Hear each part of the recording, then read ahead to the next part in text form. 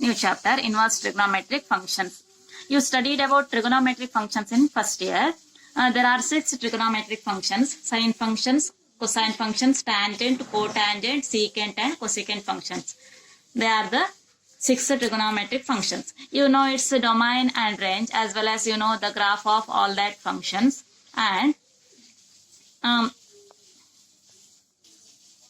we can define sine function as follows. Sine function is a function sine from r to closed interval minus 1 comma 1. Here domain is all real numbers and range is a closed interval minus 1 comma 1. Now let us draw the graph of sine function. You know how to draw it. Sine 0 is 0 and sine pi by 2 is 1. Similarly sine pi is 0. Your graph is like this. And sine 3 pi by 2 is minus 1. And sine 2 pi is 0. Similarly, sine of minus pi by 2 is minus 1, and sine of minus pi is 0. Sine of minus 3 pi by 2 is plus 1, and sine of minus 2 pi is 0. This is graph and continuous like that. This is the graph of sine function. Y is equal to sine x. Okay, look at this graph. This function is not 1, 1 because according to the definition, if a function is 1, 1, then different elements of the domain having different images in codomain. But here, look at sine 0 is 0 and sine pi also 0. These are two different elements of the domain. But images of 0 and pi are same.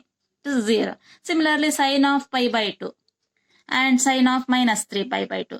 Image is 1. Similarly, we will get many such examples, infinitely many examples. In those cases, 2 or more, not only 2, it continues, 2 or more, or many distinct elements of the domain having same images. Therefore, it is not 1, 1.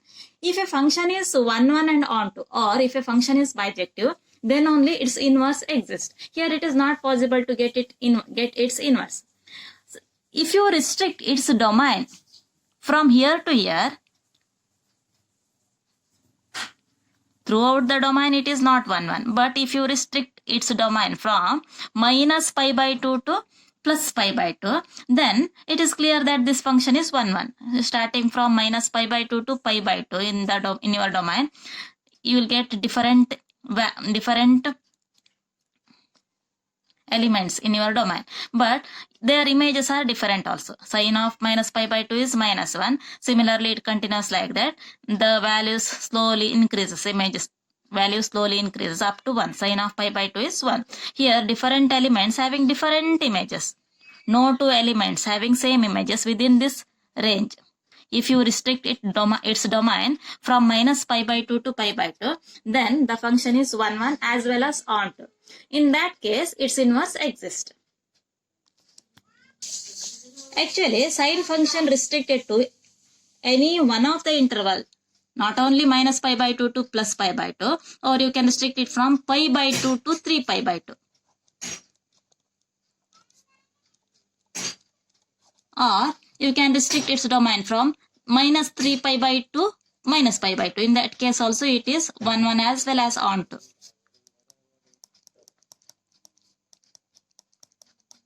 And so on. Similarly, we will get many intervals.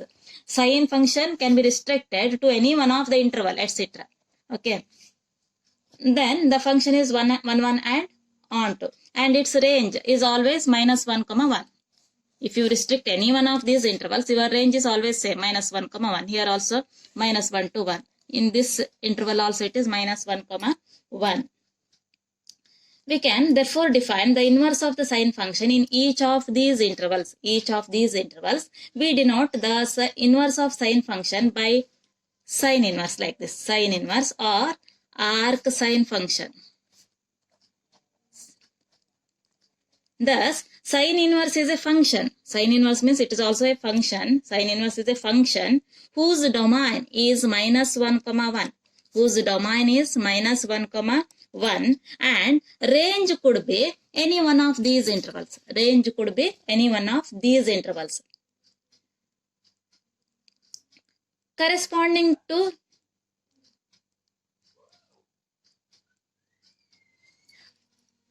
each of such intervals, we get a branch of the function of sine inverse. Okay. The branch with the range minus pi by 2 to pi by 2 is called principal value branch. This branch is called principal value branch. Okay, before that, I will write the graph, I will draw the graph of sine inverse function. You just, here, you have taken angles 0, pi by 2 like that in x-axis. Now take these in your y-axis and minus 1, 1 in your x-axis. Okay. Same graph, you interchange its x and y-axis. Then your graph is like this. This is the graph of sine inverse function. Y is equal to sine inverse x. Y is equal to sine inverse x. Okay, look at this carefully. Here, domain is minus 1, 1. Minus 1, 1. Domain of sine inverse function. Domain of sine inverse function is minus 1, 1. And range could be any one of this interval. You can take this interval either minus pi by 2 to plus pi by 2. Similarly, this interval pi by 2 to 3 pi by 2 and so on. Okay. And we get the corresponding to each such interval, we get a branch of the function sine inverse. The branch, you get many branches, but the branch with the range minus pi by 2 to plus pi by 2 is called principal value branch. This is principal value branch. Principal value branch. Whereas other interval as range give different branches of sine inverse. When we refer to the function, sine inverse function, we take it as the function whose domain is minus 1 and range is minus pi by 2 to plus pi by 2. When we refer to the sine inverse function, you should take the function whose domain is minus 1, 1 and range is minus pi by 2 to plus pi by 2. Okay. We can write like this. Sine inverse from minus 1, 1 to minus pi by 2 to plus pi by 2. Okay. Domain range. Now, you should remember that sine inverse of sine x. Sine inverse of sine x. X, here x run, yeah, this is always equal to x, you should remember. And here x runs from, x is angle, sine of angle. Your angle must slice from minus pi by 2 to plus pi by 2. It is greater than or equal to minus pi by 2, less than or equal to plus pi by 2. Means x belongs to closed interval minus pi by 2 to plus pi by 2. Similarly, sine of sine inverse x is equal to x. This is also x. Here x runs from minus 1 to 1. X runs from minus 1 to 1. Minus 1 to 1. Means x belongs to the closed interval minus 1, 1. And you should also remember that y is equal to sine inverse x. It implies x is equal to sine y. Okay. You should always remember its domain as well as range. Okay. And principal value branch. That is very important. Similarly, let us learn about cos inverse function. Okay, we know that cos function is a function from R to closed interval minus 1, 1. Means its domain contains all real numbers and range is open interval from minus 1 to 1. Okay. Now, you also know how to draw the graph of cos function. Y is equal to cos x. We know that cos 0 is 1, cos pi by 2 is 0, and like that. The graph is like this. Now look at this graph. Here, it's very clear that this function is not 1, 1. According to the definition, if a function is 1, 1, then different elements or distinct elements of the domain having distinct images in codomain. But here, many elements of the domain having same images. For example, cos 0 is 1. Similarly, cos 2 pi also 1. 2 different elements having same images. Here you will get infinitely many elements in your domain having same images throughout the domain. If you restrict its domain to one fixed interval, then the function becomes 1, 1.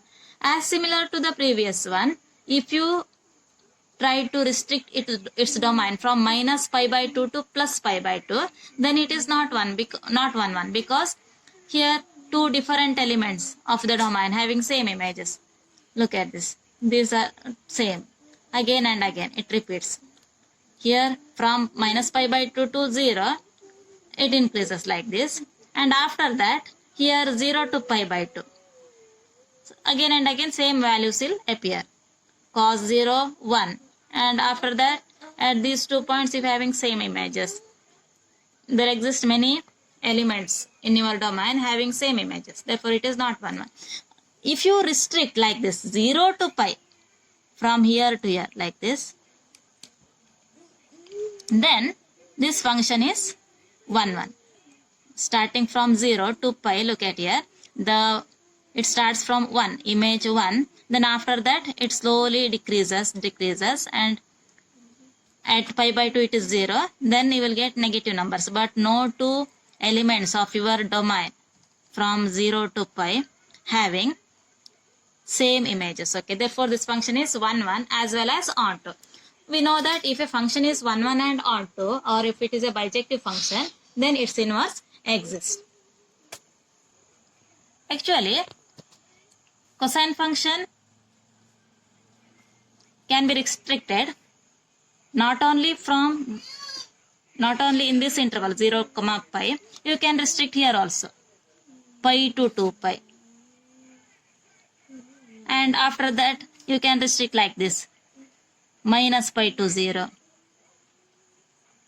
and you can restrict minus 2 pi to minus pi, like that, and so on, and etc. Actually, cosine function can be restricted to any of these intervals. Its range is minus 1, 1. If you restrict in any one of these intervals, your range is always minus 1, 1. It runs from minus 1 to 1. Minus 1 to 1. That's all. Okay. We can therefore define the inverse of cosine function in each of these intervals. We denote the inverse of cosine function by cos inverse or arc cosine function. Cos inverse or arc cosine function. Now, we can write like this. Cos inverse is a function whose domain is minus 1, 1, and range could be any one of these intervals. Cos inverse function. While defining cos inverse function, its domain is minus 1, 1, and range could be any one of these intervals. Okay, before that, let's draw the graph of cos inverse function. Here, just interchange the elements you have written in x-axis and y-axis. Just interchange, okay. Then you will get this type of curves.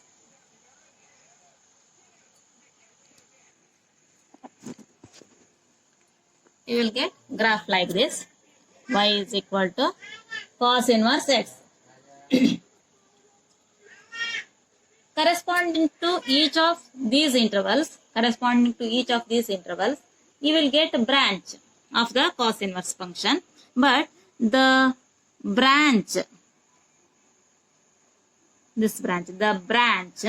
with the range 0 to pi is called principal value branch. The branch with the range 0, pi, closed interval 0, pi is called the principal value branch. Now, we can write cos inverse function is a function cos inverse from its domain minus 1 to 1, closed interval minus 1, 1, and its range is 0, pi.